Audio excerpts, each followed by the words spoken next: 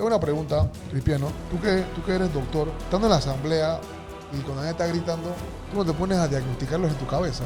Gaby Carrizo, Maduro. ¿hay algún diputado que si le da un faracho ahí y dicen que algún doctor en la sala, tú chifiarías o tienes que ir? Es como un avión.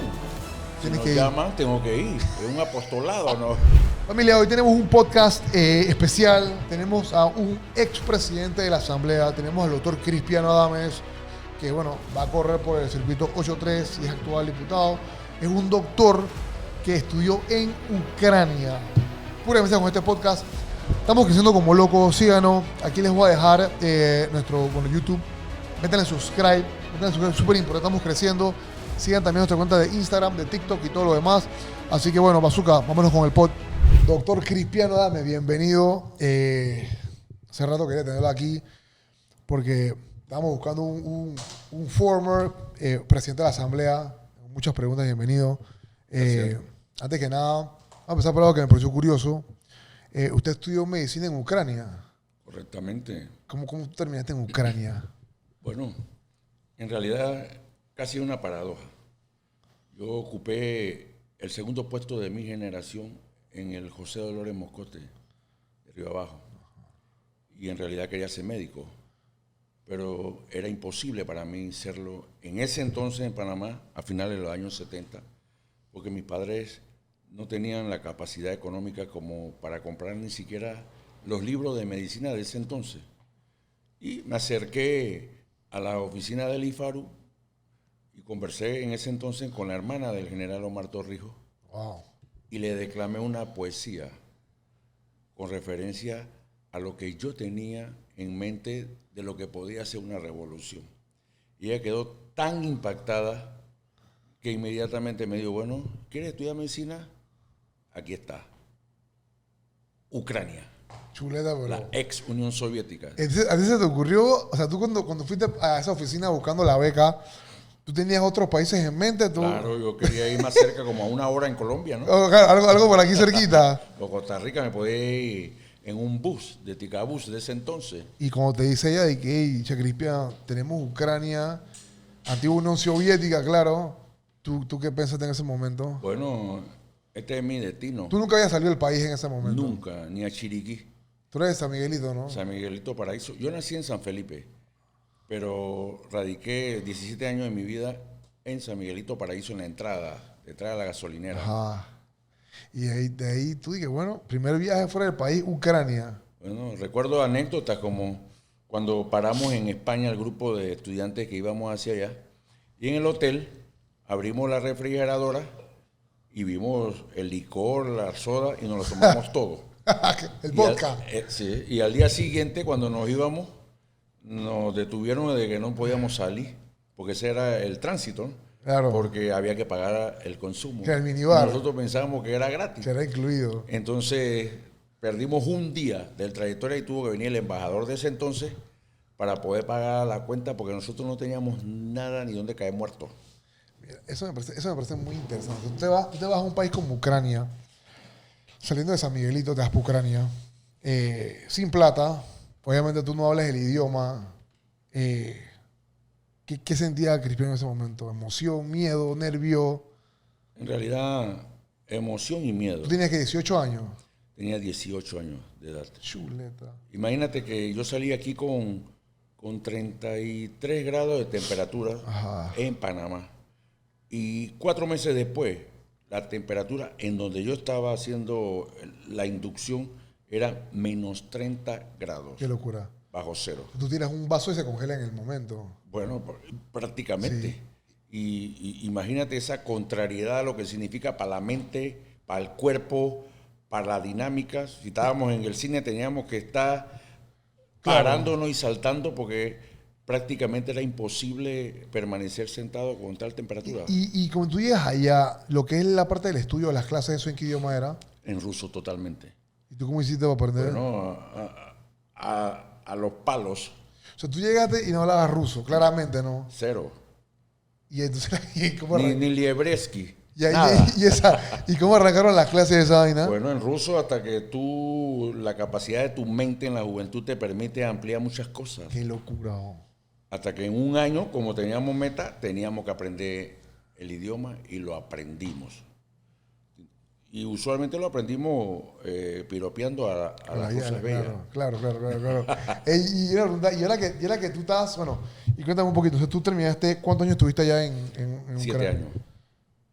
O sea, ya una vida entera, brother. Toda una vida. Me perdí todos los carnavales de la adolescencia y de la juventud primaria. Y ahí tú te vienes para Panamá. Me vine a Panamá ya después de 7 años. Tenía ya 27 años de edad porque yo fui y regresé. Estuve en Alemania. Y ya cuando ya llegué a Panamá, me asenté aquí. ¿Cómo pasa o cómo nace Crispiano Adames, el político, luego de haber estudiado medicina tanto tiempo en Europa? Bueno, primero decirte que yo llegué en un tiempo muy difícil de Panamá, que era el final del proceso que había con los militares y la cruzada civilista. Okay. Inmediatamente me incorporé al Santo Tomás y en ese momento, estando en el Santo Tomás, fue que ocurrió la invasión de Panamá. O sea, 89. En el 89. Así que imagínate, traumáticamente accesar a un país convulsionado. Después de la invasión, en la cual tuve la oportunidad, no oportunidad, sino ni tampoco dicha ni nada que se parezca, de estar en las instalaciones cuando se dio la misma, fue de gran valor desde el punto de vista de la solidaridad, porque ese hospital se llenó de la gente de Santana, Chorrillo, en pijama, en paños menores, que iban en búsqueda de un refugio. Claro. Y ahí compartimos increíblemente con gente que hoy forma parte de nuestra estructura y que eran compañeros de edad, ¿cómo te digo? Adolescentes y menores de edad y padres todavía que están vivos.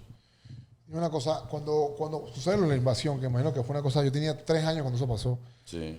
que fue una cosa muy fuerte, uno lee, uno ve los documentales y ve los videos, ¿tú qué sentías en ese momento que iba a pasar en el país? O sea, Yo sentí que había un pueblo que podía levantarse en ánimo de defender su nacionalidad. No obstante, había un problema que se llamaba el personaje de ese entonces, claro, que era Manuel Antonio.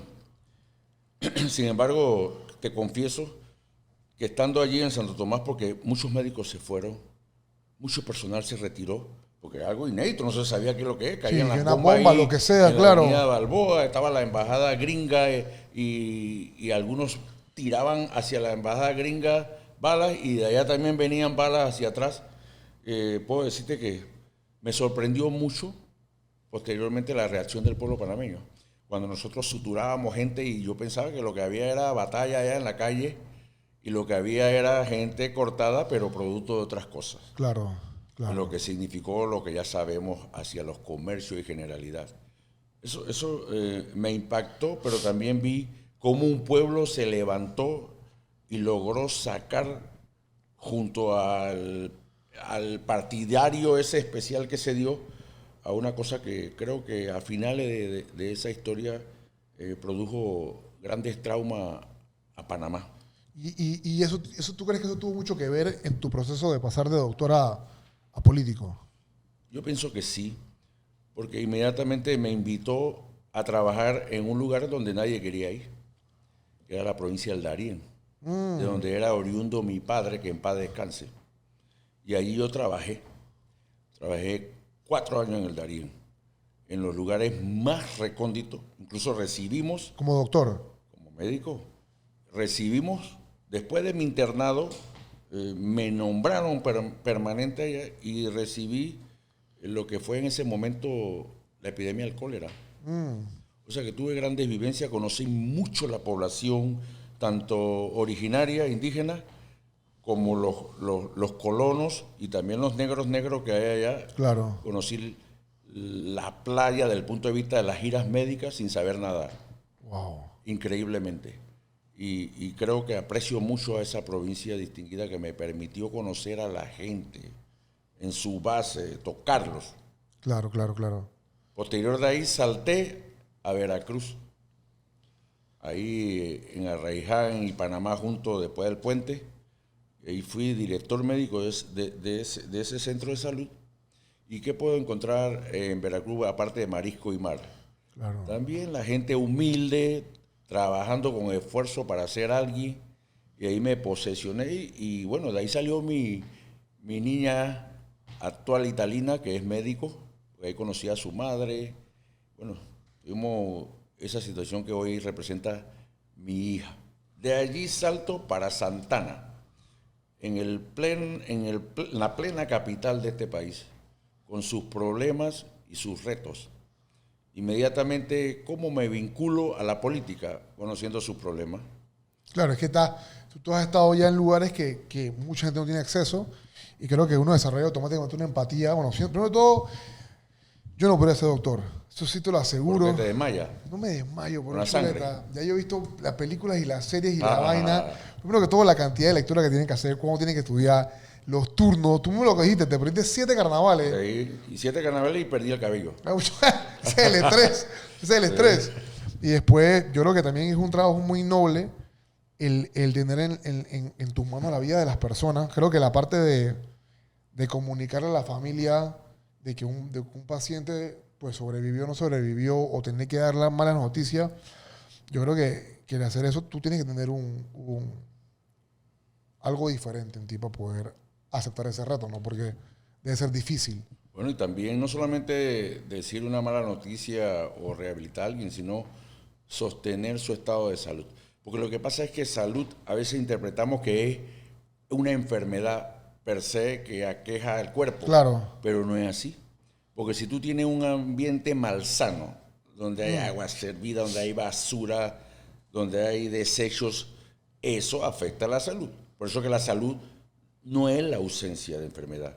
Y cuando tú te involucras a la comunidad y la organizas, levantas los comités de salud, conoces las calles, claro, conoces a la gente, claro, entonces entra la política. Pero la salud sistemática. Claro, porque la política es local. Y quien tiene esa localidad o la conoce, entonces tiene la política. Claro. Y ahí me fui adentrando de poquito a poquito y comencé en el PRD desde su base más simple, que es delegado. Y ahí comencé a incursionar y todo el mundo preguntando, el médico viene con un interés político, pero no era interés de ser nada ni nadie, sino representar una vocería de la gente que probablemente no tenía voz. Claro, claro. Digo, eso que tú acabas de decir me suena mucho a poco porque yo he tenido la oportunidad de llevar muchas donaciones en base a muchos políticos que me han apoyado y mucha gente dice, no quiero saber de la política, pero cuando vienen los problemas reales, culpan a los políticos o culpan al sistema, pero es porque no les interesa. Tengo una pregunta, Cristiano. Tú que eres doctor, estando en la asamblea y cuando nadie está gritando, ¿tú no te pones a diagnosticarlos en tu cabeza?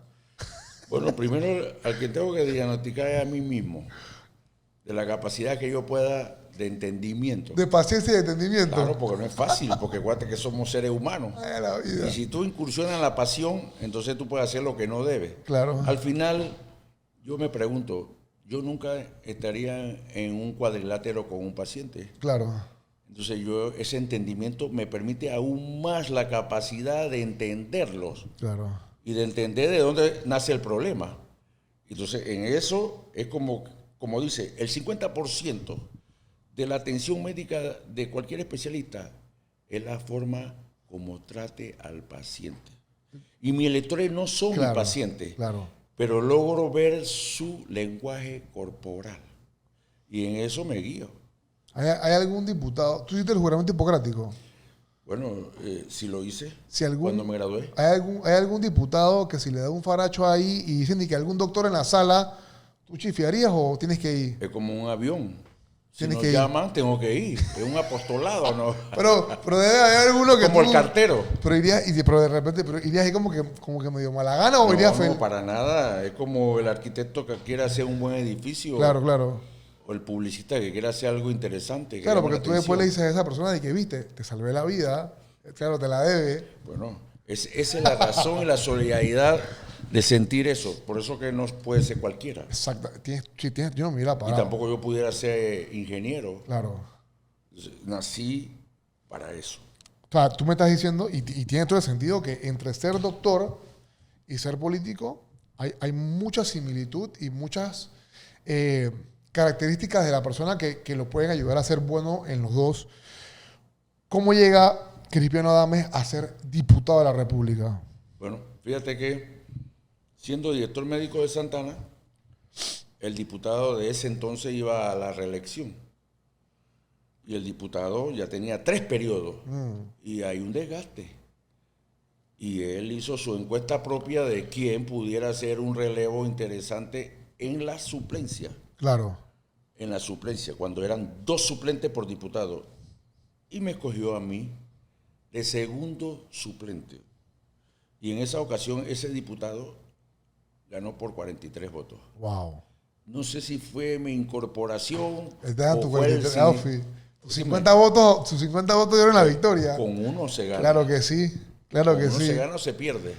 Entonces allí entré a la realidad como diputado suplente del 2004 al 2009. Pero no fui a ser un convidado de piedra. Me metí para conocer lo que realmente es el mundo de la política, con sus virtudes y sus defectos. Y debo apreciar a ese diputado de ese entonces que me permitió desarrollar la tarea. Porque siempre surgen los celos. Si este escoge y después si este sube. No, lo hice y estoy satisfecho de esa experiencia como diputado suplente, segundo. Del 2004 al 2009. Posteriormente, incursiono como tal toda vez que ese diputado se traslada a ser contendiente en otra área que ya no era la ciudad capital. Ok, claro, cambia y prácticamente quedamos, ¿cómo decirte? Con la brocha en la mano sin escalera. Y la gente dice, bueno, Adames es el sucesor. Déjame decirte que tenía profunda cantidad de miedo. Sí, por supuesto. Y de terror. ¿Tú sabes por qué? Porque coincidió, aparte de todo, cuando tú entras a algo y representa una lucha, uní 2 circuitos distintos. Porque cuando yo inicialmente entré eran 5 corregimientos, Santana, Chorrillo, Caledonia, Curundú y San Felipe, divididos por calle, pero con mucha similitud. Sí, por supuesto, claro. Porque hay gente que emana de los sectores más populares hacia adelante. Pues se nos anexó el antiguo circuito 88, que era Bella Vista, Betania, Pueblo Nuevo y Ancón. Sí, otra cosa. Distinto. Y tú sabes la contrariedad que eso implicaba, que en una zona de ellos la gente quería algo, aspiraba a algo, y en la otra zona la gente lo que estaba era protegiendo lo que tenía. Claro. Entonces, el ser médico me ayudó bastante para poder dar un mensaje y para que se entendiera el mensaje. Claro, porque al ser médico, tú atiendes a las personas de todo tipo de estatus social, educación, todo. Y yo creo que es una ventaja muy grande. A la verdad, para mí ese circuito es de los más interesantes en Panamá porque es lo que tú acabas de decir, es la mezcla perfecta de lo que es el país. Sí. En tu carrera ya como diputado, obviamente, últimamente llegaste a ser presidente de la Asamblea. Correctamente. ¿Qué es ser presidente de la Asamblea, Cristiano? Porque tal vez mucha gente que no está empapada en política no sabe lo importante y la responsabilidad tan grande que es ser presidente de la Asamblea. Cuéntanos un poquito de cómo fue esa experiencia para ti. Bueno, primero decirte que llegué allí no exactamente con la voluntad de quien debería darla, en el caso particular de mi partido. Llegué ahí porque los compañeros le dieron mérito a una labor de mucho tiempo. Ser presidente tiene 2 opciones primero. Una, sentarte y hacer lo que quieran otros. Y otro, sentarte y hacer lo que pudieras hacer conjuntamente con otros. Claro, claro. Entonces, esa idea se llama amplitud. Y si eso se pudiera perpetuar, en realidad la Asamblea es un vehículo de transmisión de los problemas de la gente de veras. No para comprarlos, ni tampoco para alquilarlos, sino primero para entenderlos. Y después que lo entiendas, entonces camina hacia vías de solución.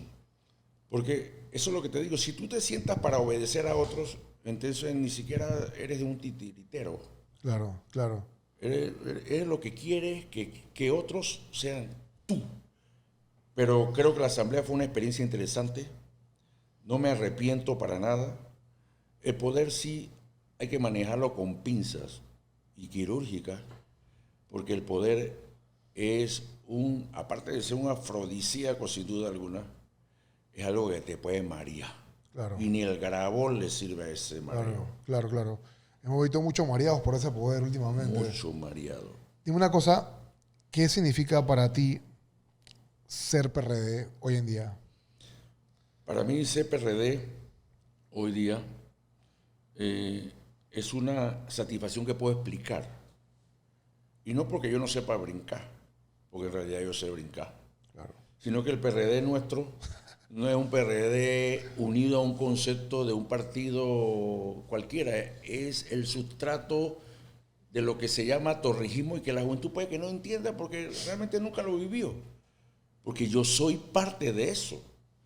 Yo recibí de un proceso revolucionario de ese entonces, que puede ser que otros llamen reforma o lo que sea, dictadura, la capacidad de moverme en la sociedad y hoy ser un médico. Entonces, eso que me dio, lo tengo como un agradecimiento de un vehículo que permitió que cambiara la vida de muchas personas, Oli. Muchas personas cambiaron su vida y muchas personas han contribuido a que este país tenga un potencial. En el caso fue el PRD, pero hay partidos que también tienen la misma historia, llámese el panameñismo, cuyo líder en su momento también permitió al pueblo algún grado de expresión con la votación, claro, y demás. Entonces, yo particularmente me siento identificado con eso y con otras cosas más que en la política pudiéramos perfectamente abordarlo. Claro. Yo te hago la pregunta porque, digo, lo que tocas decir me resuena porque me acuerdo cuando yo fui a la universidad, ¿cuántos profesores míos que venían de un estrato social muy bajo fueron profesores míos y tuvieron maestrías gracias al general? Sí. O sea, yo no viví esa o sea, yo conozco al general Torrijos por historia, no porque fue el caudillo de mi época. Pero sí, definitivamente, por lo menos en tu caso, que tú viviste, recibiste y sentiste físicamente el trabajo, de verdad que el que no la vive no la conoce, pues, y ahí es como que ahí veo la diferencia de cuando tú hablas del general, pues, y del torrijismo como tal. Tuviste que hacer tuviste no, pues, pero decidiste irte hiciste unas primarias. Sí. Recorriste el partido, o sea, hiciste una campaña política a nivel nacional. ¿Cómo fue esa experiencia? Recorrí el país. Fui a su substrato, a su médula. Estuvimos en los lugares más recónditos e inexplicables de este país, donde las personas gozan de una naturaleza preciosa, pero no tienen nada. Ni salud, ni educación y pocas oportunidades. Siento que tocamos la médula de este país, tanto allá como acá, porque resulta ser que tú estás en el centro de la ciudad y tú piensas que aquí hay modernidad, Punta Pacífica, edificios grandes, rascacielos, tornillos, pero aquí hay lugares donde también hay atraso y postergación y grave, y que es paradójico porque los indicadores económicos de este país son preciosos. Pero sinceramente, más allá de decirte que no hay distribución, en realidad es que no la hay. Claro. Y yo entiendo que eso es uno de los factores acumulados por el cual la gente explota. Es como en la vida propia tuya, marital, con tu pareja, si se acumulan tantas contradicciones, algún día te van a dejar durmiendo en el sofá o afuera de la casa, o al revés. Entonces, exactamente logré esa primaria, me permitió conocer tanta gente noble de este pueblo y trabajadora con esfuerzo. Puede ser que no tengan los estudios, otros con estudios, y me siento muy satisfecho de haber ido a una primaria de mi partido porque conocí mi base de mi partido y también conocí las comunidades de mi país. Yo creo que esa experiencia, a mí me gustaría, yo conozco mucho Panamá, pero jamás como para una campaña así tan grande. Pero sí, definitivamente yo creo que de repente pudiste ver de primera mano lo que llaman en Panamá lo que es la diferencia entre lo que tú dices, pues aquí en Punta Pacífica hay agua y aquí a 15 minutos hay lugares que no tienen agua. Así es. Tú actualmente eres diputado de la Asamblea. Sí. Tienes un currículum que yo pude leer que de verdad es impresionante.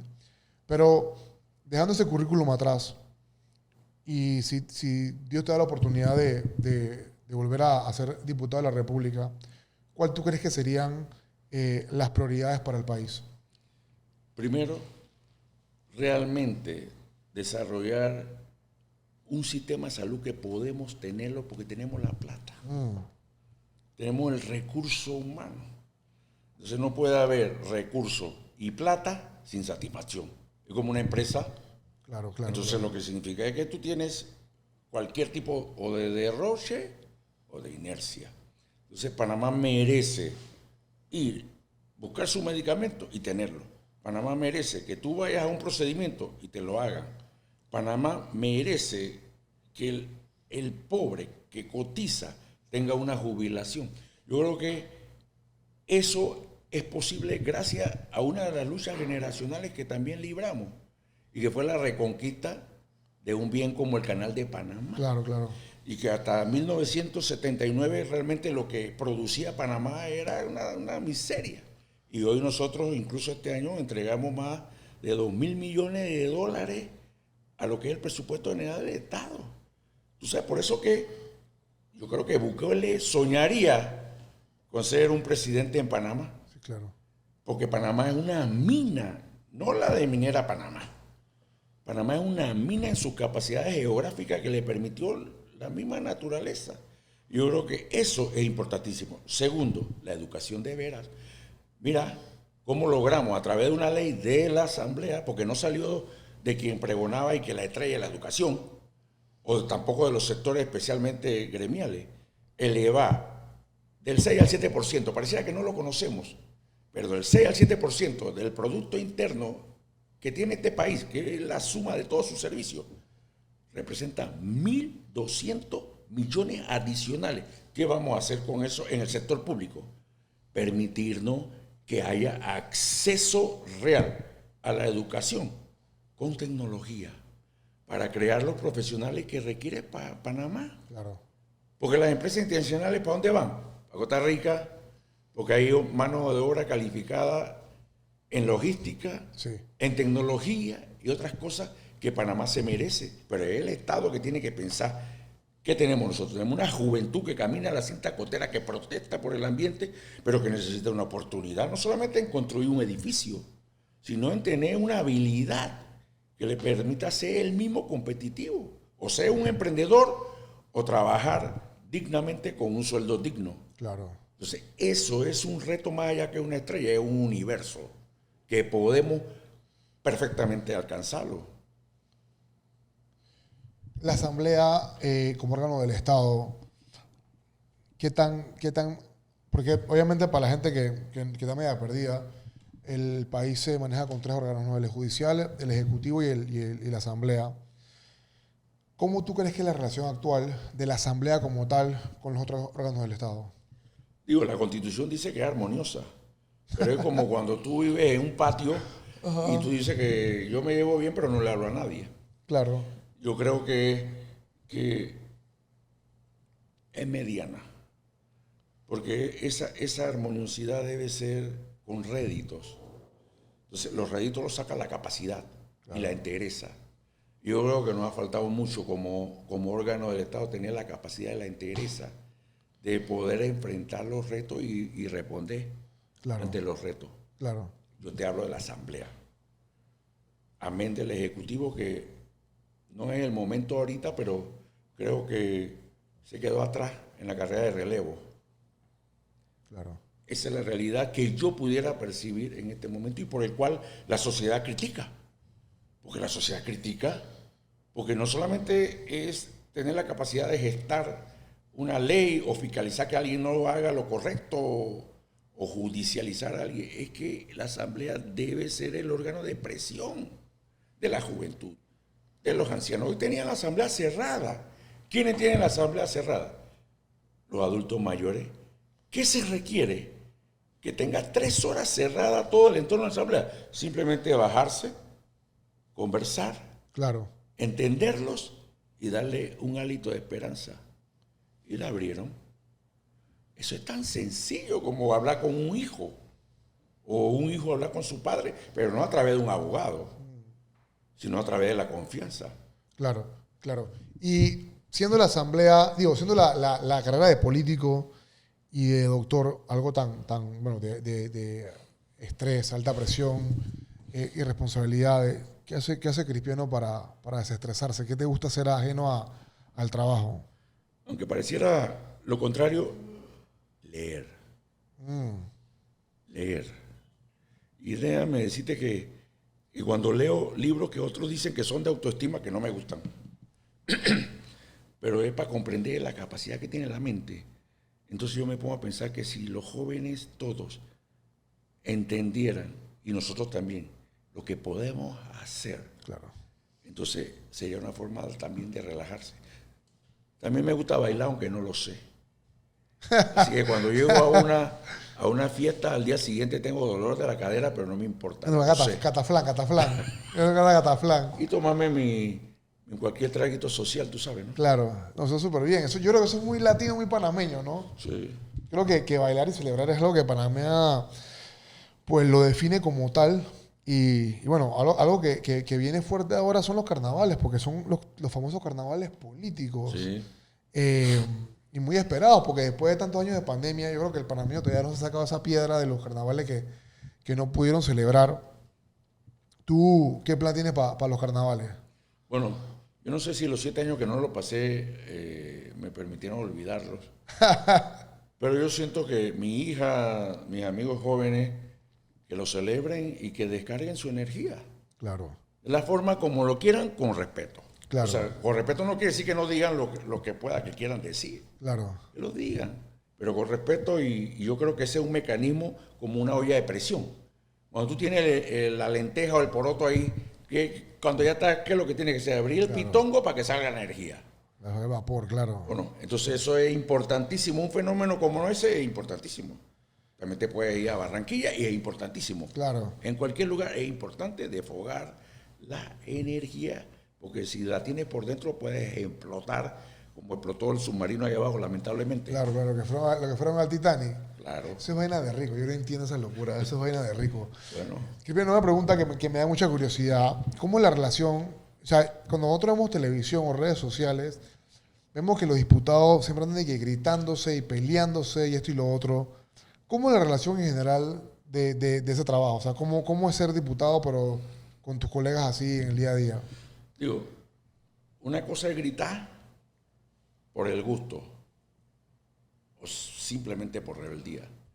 Otra cosa es exigir con criterio, porque hay muchas cosas que para poder que se escuchen, no tienes que gritar, claro, pero tiene que tener sustento. Entonces, en ese sustento puede que elevemos un poquito la voz. ¿Por qué?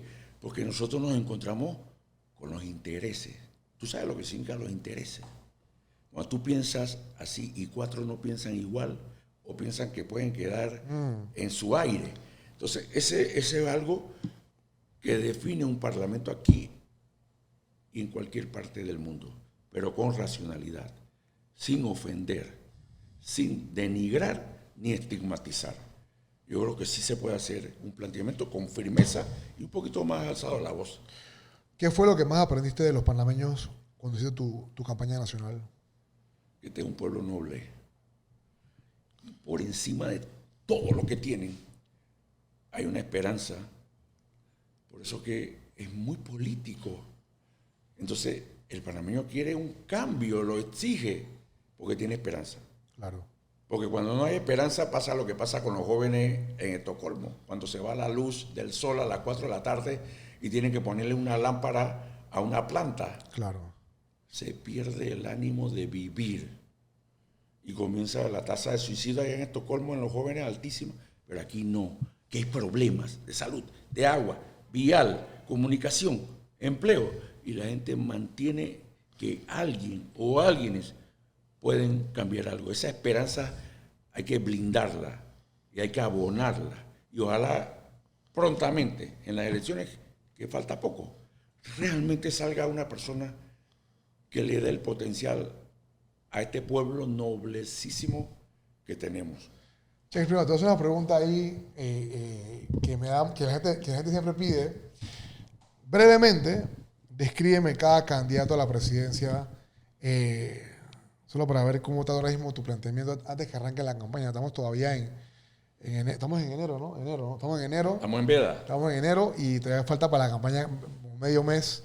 Así que, brevemente, ¿cómo describirías a las siguientes personas? Vamos a empezar por Gaby Carrizo. Inmaduro. Rómulo Rux. Técnico.